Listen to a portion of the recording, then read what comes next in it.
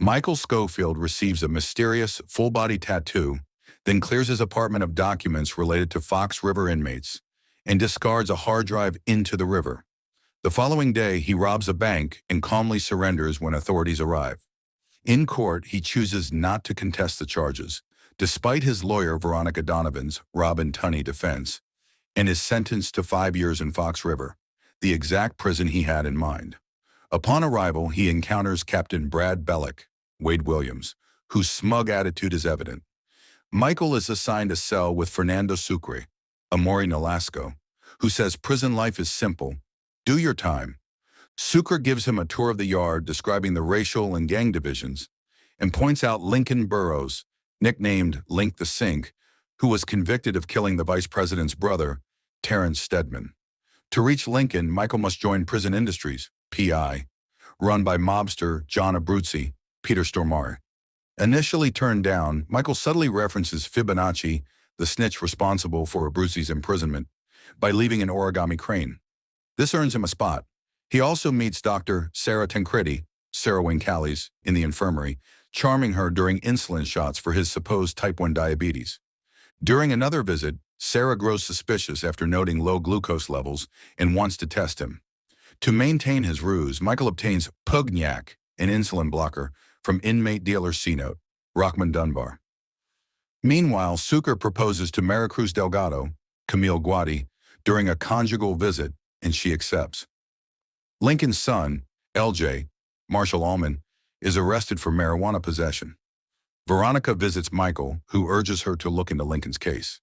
Bishop McMorrow, Chelsea Ross, who wanted to postpone Lincoln's execution, is murdered by Secret Service agents Paul Kellerman, Paul Adelstein, and Daniel Hale, Danny McCarthy, after he ignores their warnings, sparking Veronica's suspicion of a conspiracy.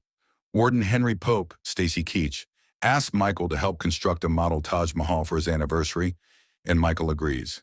Eventually, he reveals his intent to break Lincoln out. When asked if he's seen the prison blueprints, Michael responds, "Better than that, I've got them on me," revealing his tattoo hides the escape plan. Michael and Sucre are locked down as guards conduct a contraband sweep. Sucre gives Michael a shiv to ditch, but Bellick finds it and sends Sucre to solitary. Pope cancels Michael's cell search as thanks for his help on the Taj Mahal. Still doubtful, Bellick searches the cell anyway and finds the name Alan Schweitzer. Running it through the system yields no results. Meanwhile, Michael continues purchasing Pugnac from C-Note to keep up his fake illness. Sucre tries calling Maricruz, but is denied. Veronica digs deeper and receives a video that appears to show Lincoln killing Stedman. Lincoln admits to bringing a gun, but swears Stedman was already dead. Veronica visits potential witness Crab Simmons, only to learn he died from a staged overdose. She speaks with his girlfriend, Letitia Barris, Adina Porter, who panics when she sees Kellerman and Hale tailing her. Back in prison, Michael begins removing a bolt from the bleachers, but Teabag, Robert Nepper, threatens him unless he joins their group for an impending race war. Michael refuses.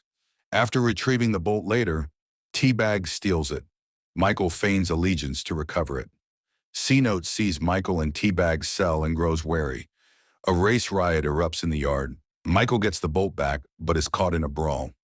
A black inmate fatally stabs Teabag's cellmate, dying in Michael's arms, making Teabag believe Michael is the killer. Later, Michael sharpens the bolt into a hex key capable of loosening the toilet. Allen is the bolt, Schweitzer, the toilet's brand. Once lockdown ends, C-Note hands over the Pugnac, thinking Michael sided with his group, but warns he'll find out what Michael is hiding. Michael keeps faking diabetes. Sarah is convinced after a positive test and grows attached. Bellick forces Michael into the PI shed, where Abruzzi demands Fibonacci's location. When Michael refuses, Abruzzi has 2 of his toes cut off. Lincoln wants revenge, but Michael insists Abruzzi is necessary.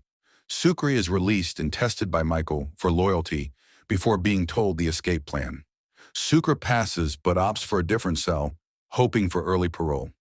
Abruzzi recognizes working with Michael as smarter and targets Teabag, who plotted to lynch Michael, getting him thrown in solitary.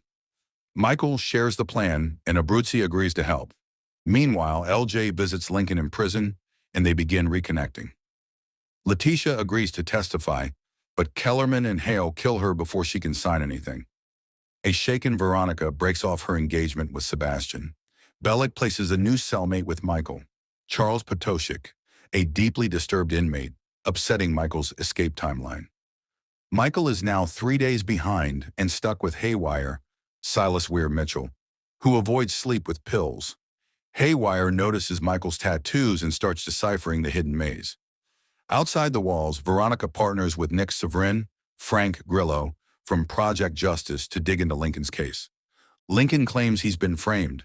Sucre learns from cousin Hector, Kurt Caceres, that Maricruz is with him now, but later confirms Hector lied to sabotage their relationship. Sucre begs to return to Michael's cell. Michael begins collecting chemicals to corrode a pipe under the infirmary.